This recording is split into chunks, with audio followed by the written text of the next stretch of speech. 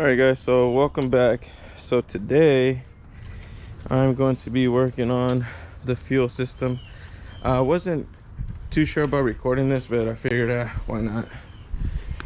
So basically what I want to do is get rid of this should not be back here.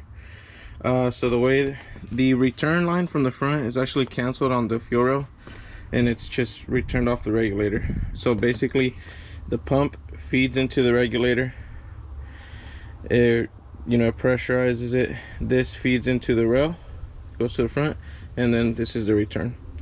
So basically all I got to do is move this up front, and this line basically will get short, and I have to make these two long lines.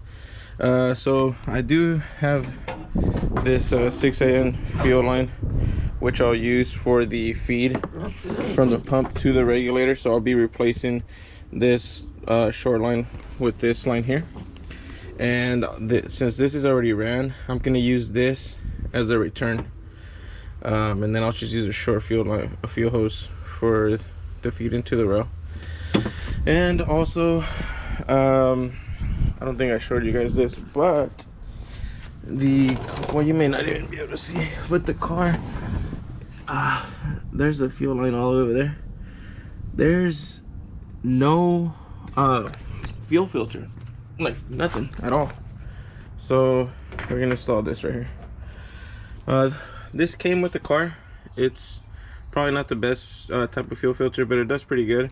The fuel filter that's in here is the same style that I use on my Mustang, and running E85 I haven't had any issues. So this one's a little bit smaller, and the one on my Mustang is a lot bigger, but it should work.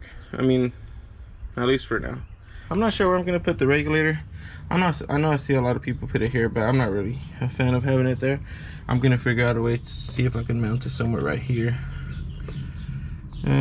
or somewhere right here. I'm not sure, but yeah, that's what I gotta do.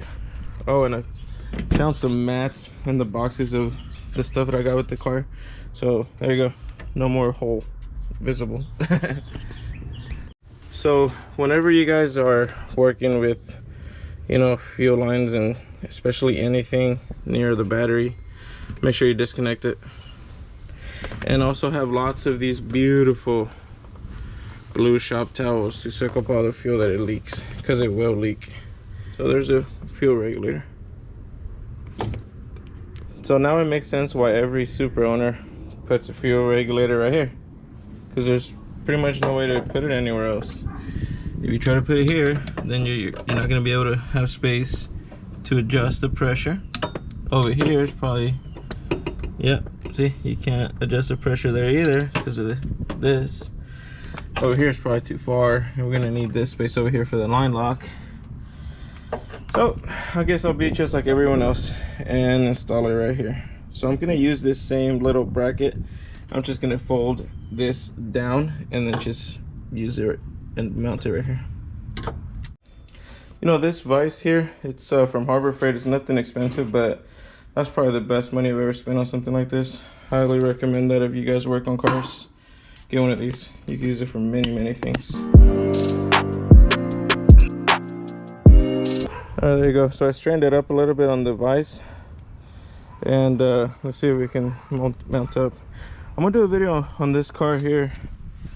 I made a question on my Instagram about if anybody wanted to see the story on that car, so I'll do that for you guys eventually. Just gotta find some time. All right, so I'll try to mount up that center hole there, and see, it mounts up perfectly. So I think I'm gonna fold it up a little bit just so it can be straight, and then should be good. Or maybe I'll mount it up on this one. What do you think? All right, like I told you before, my little handy glove box there had a bolt for me, fit perfectly. So I decided to put it here on this first one. The reason for that is because if I put it back here, once I put the, once I flipped this line, because I don't know if y'all remember, this thing was pointing up, so I had to push it down so that way the fuel line's not going up and down. It hits the brake line, and also once I would have put it here, this fuel line would have been in the way for the dipstick. So here it's a lot more space, and yeah, it's more centered with the car too. I don't know, I'm weird about that stuff. So it'll look a little like that. Now just got to run the fuel lines from the back all the way to the front. Cut this one, make it shorter so you can feed in here, and I'll be done. All right, so I got the fittings off this small hose that was going from the pump to the regulator. It's pretty simple, you guys. So basically the way these fittings work is you push this onto the hose, and then this, you push it, so you got the hose in on this side, and then you screw this in there. Well, you basically would kind of screw it in like this, and what it does is that the hose gets smashed in between here and here, so it's like for a pretty solid fit. All right, so I figured I'd kind of record this and explain. Maybe some of y'all don't know. So whenever you're installing these fittings onto this type of fuel line, you see all these little hairs, and there's also a little wire mesh. Just cut all this off, cut all of it off, and then use some black tape. This is what I do, of course, so other people might do it differently. Use some black tape and just kind of wrap it around to where it's nice and closed, and then it's easier to put this cap back in, and then you press it in until the fuel line is all the way to the very top. And then once that's all the way up, then you come in and you thread this in and lock the fuel line in there. But yeah, one of the things that people don't mention, or at least people who actually do the work on their cars, is, man, your hands get all tore up, man. I work in an office, and thankfully now I'm working from home, but my hands are so jacked up from working on this car. So careful with this hose. That little wire stuff will poke you. All right, so we got the fuel line. So basically now what I'm gonna do is just install this here, and then run the fuel line under the car all the way to the back, and do the same fitting to the other end, install it to the pump.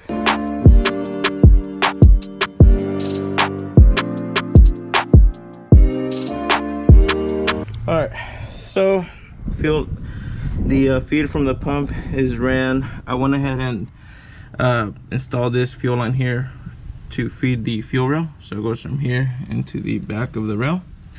Now the only thing I got to do is install the return, which is going to be here from the bottom of the regulator. Make a line, run it under the car, same length as the feed, and then just connect it right here. Here's the feed from the pump to the regulator. I just got to cut it to length and install that fitting there, and just bolt it up here. Now, I don't know if y'all remember, before I had fuel lines all over this place here. They were running through that hole. Why? I do not understand, and I don't know. So we ran them through here where it's supposed to.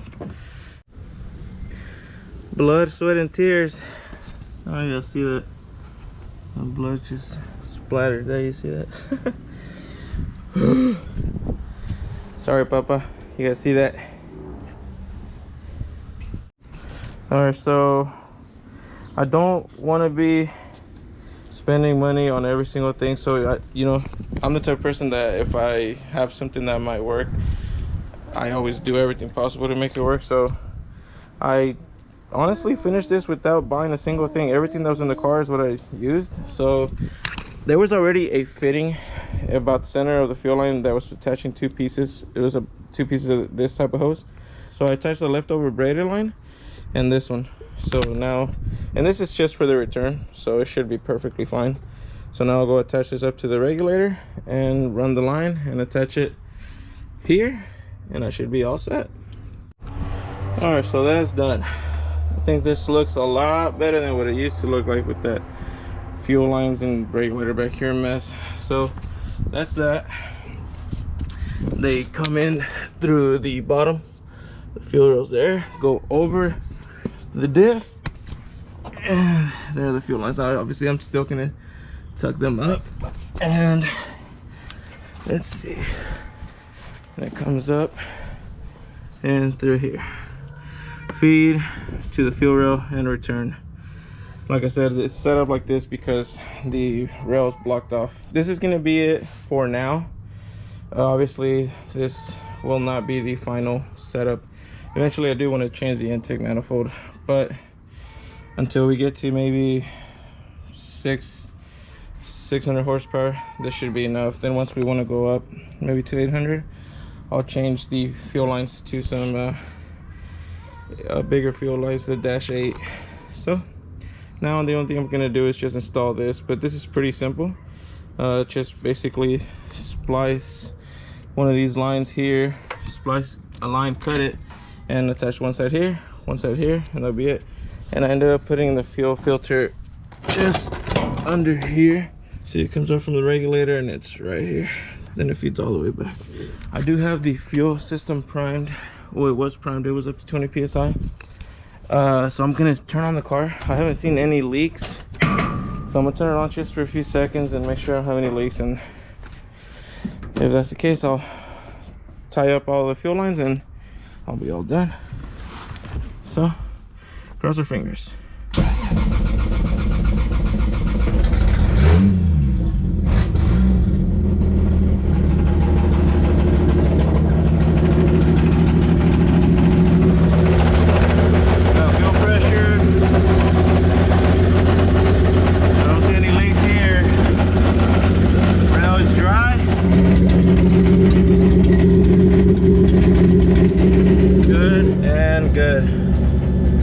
I guess I did a good job.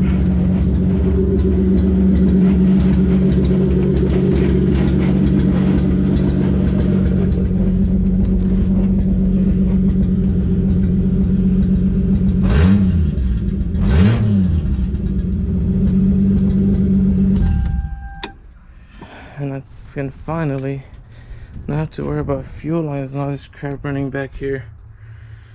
So that's it. Alright guys, so now basically I'm just gonna strap up all the fuel lines to the car and make sure they're not hanging, and that'll be it. But I'll go ahead and leave you guys on this one. I don't know what I'm gonna do next, so just stay tuned. Make sure you ring the bell, 'cause I don't know when I'm gonna be uploading, whenever I have time. Catch you on the next one. Later.